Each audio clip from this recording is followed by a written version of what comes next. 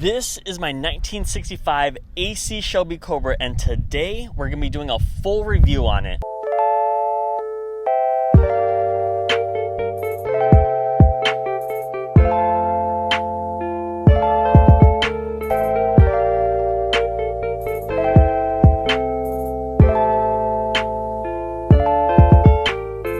Hello everybody, my name's Nate Ryder and welcome to my channel. I'm super excited to show you the ins and outs of this car. I just took delivery of this not too long ago, and if you have yet to see that video, make sure to check out the channel, subscribe while you're at it to see more cool videos like this. But with all that being said and done, let's dive right in. To own such a masterpiece created by the automotive icon Carroll Shelby and car manufacturer AC Cars is like no other. Carroll Shelby had a vision back in the day to take a lightweight vehicle like this at 2,400 pounds and shove raw American horsepower underneath the hood, equipped with a V8 motor, which he accomplished very successfully, beating Ferrari in the Le Mans and breaking the world record for the fastest car. This is equivalent to like a Bugatti or a Celine or whatever today's fastest car was. This held that title 57 years later, and the legacy still lives on. So Shelby Cobras, they're very few, they're very rare because they're millions of dollars. In fact, one just sold at $13.75 million. So you probably won't see an authentic one driving down the road. But to honor its legacy, there is a company called Factory 5 that produces kits for car enthusiasts like me to keep this car on the road. Each build is very unique, so we're gonna do a full review on my Shelby Cobra. This is my 1965 AC Shelby Cobra in black with white stripes. There's a theme with black cars going on in my channel that I absolutely love. My 2008 Mustang GT, 2014 Shelby GT500, 1968 Mustang Fastback, and now this 1965 AC Shelby Cobra are all dressed in black. I purchased this car for $40,000, which was actually quite a steal because I ended up getting the car appraised by an official appraiser here, which valued the car at $50,600, which is insane. $10,000 off what they normally go for in today's car market is unheard of. So this was definitely a great purchase. I am now the third owner of this Cobra that was built back in 1991 by a shop called Classic Roadsters located in North Dakota. As you can see, their badge located in the engine bay.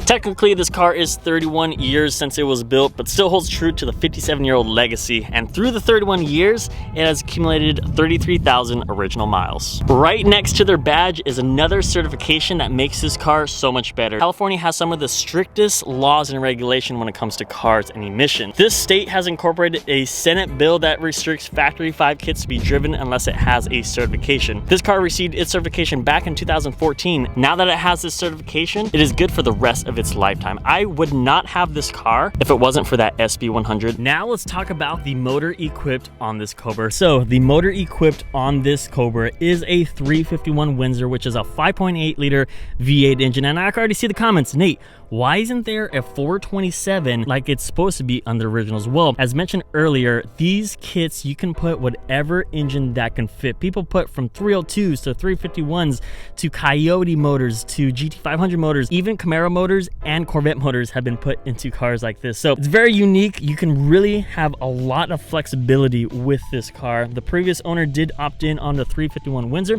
which still is a great engine. It packs a punch at about 400 horsepower. But if it was my personal opinion and build from the start, I definitely would have put the 427, which in fact is going to be the build and the overall goal that we have here on the channel. So make sure you subscribe down below. But honestly, this 351 is a very, very good motor. It comes equipped with a Holley 780 carburetor and aluminum heads, and I also really love these valve covers. The car has a really nice choppy idle to it. It definitely has a cam. I'm just not quite sure on the specifications. You can also see the MSD ignition systems that lights the way for this motor. And looking at the exhaust, which is one of my favorite features about this car, you can see it goes straight from the heads and pops out to the side of the car, which roars right by your ear as you go full throttle. Let's get some exhaust clips.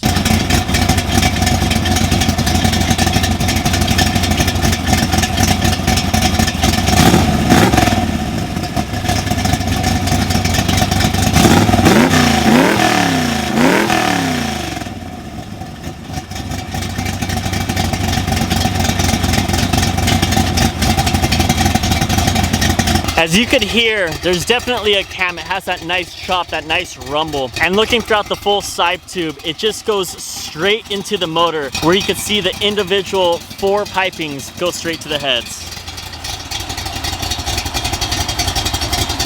Now when it comes to exhaust, it's not my favorite. I feel like it has a lot of potential to sound even more like a race car, which is going to be one of my missions on this channel.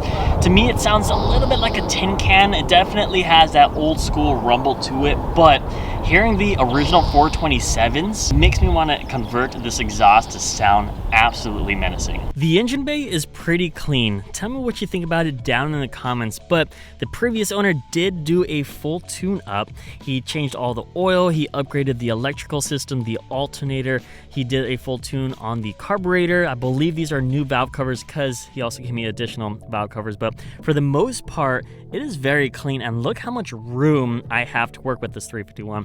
351 is a big motor, but this engine bay is even bigger because you could fit motors like a 427 or a dual overhead cam modular engine like a Coyote. So not too bad, simple and clean. I can't really complain about this condition. Now let's hop into the car and talk about the interior, but before we do so, I want to explain how you get in a car like this, because as you guys could see, there are no door handles. So I'm going to teach you the two ways to get into a Cobra, the normal way and the Carroll Shelby way.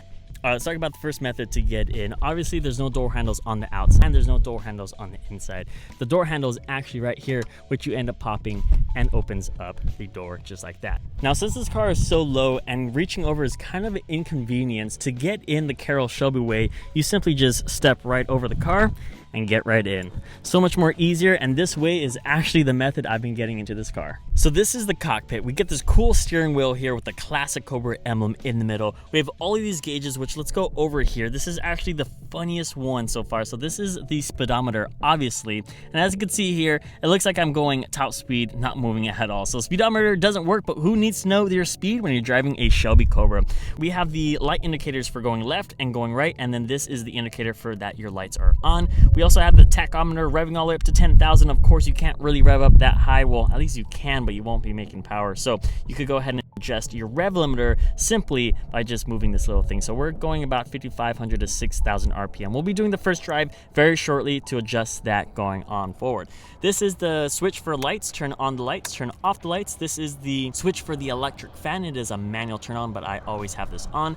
We do have our temperature gauge right here, the volts gauge right here, oil pressure, the time, and then also the fuel. All of these gauges work just a-okay. This is for the radio antenna, and these are for the interior lights to turn on. We also do have a heat and a radio, and then lastly over here we have the glove box, which actually contains my gloves, and these things are a must when driving a Cobra. But it's funny to say that the word glove box I never actually used for gloves until now. And then we also have a charging port here and a radio system there. Another unique thing about this car is that it is push to start. So this is the start button to go. It is not the manual one that you normally are used to. It's very different. I'm not entirely sure how I feel about this because I'm not entirely sure if they had this technology back in the day, but it is a very cool thing about this car. It does come equipped with a 5-speed manual transmission, the world-class T5, which I believe is the T5X, which is rated for about 400 foot-pounds of torque. Don't quote me on that. However, it is a wonderful transmission, and honestly, you can't really drive a Cobra without getting the 5-speed unless you're driving Carroll Shelby's Super Snake, which in fact was an automatic. But besides that, 5-speed is the way to go. The clutch feel is also very soft and very easy to use.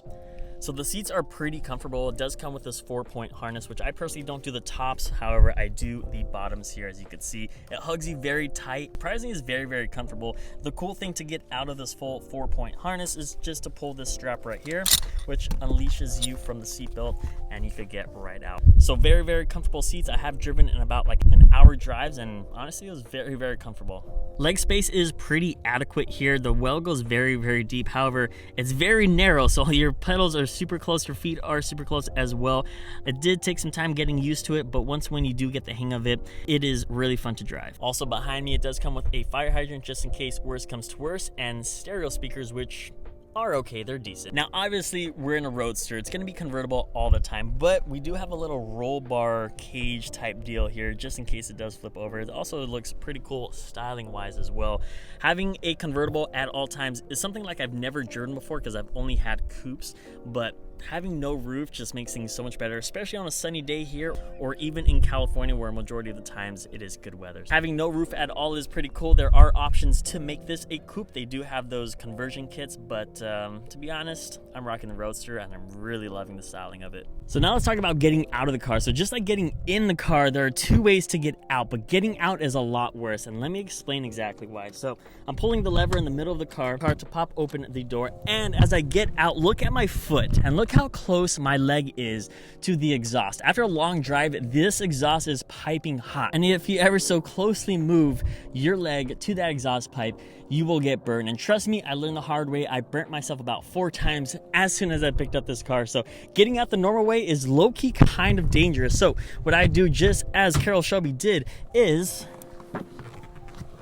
just stand up and get right out. It's just so much better when you do this. It's a lot cooler. You save yourself from getting burnt, and it's also a very unique way to get out. You can't really see, but I'll try my best to show you. This Cobra does come equipped with Mustang 2 suspension, hydraulic steering, and 4-wheel disc brakes all around just to make the car handle so much better. One of these videos, I'm gonna have to put the car up in the air and show you exactly how it looks, but as of now, this is the best that I could do. For the rear end, you can opt into a solid rear end or an independent suspension. The original owner opted into the solid rear axle equipped with 373 gears, which should be very, very good for drag racing. I'm also curious to see how it performs on the track. The wheels and tires equipped on this build is one of the reasons why I love this car so much.